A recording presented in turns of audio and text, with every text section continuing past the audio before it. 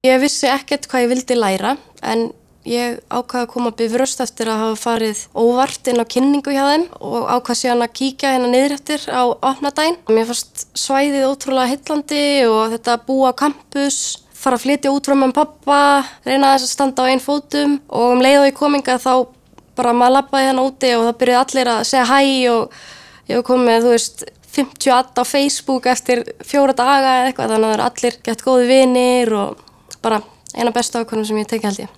HHS, það er heimspeki, hagfræði og stjórnmálafræði og það komið mjög óvart hvað þetta fléttast saman, allar þessar 3 greinar og maður að læra rosalega mikið hvernig heimurinn virkar. Maður er rosalega mikið að spyrja af hverju eru háð stríð, af hverju eru fleiri karlmenn í stjórnunarstöðum, hvernig getum við komið á friði eða af hverju var bankahrunið.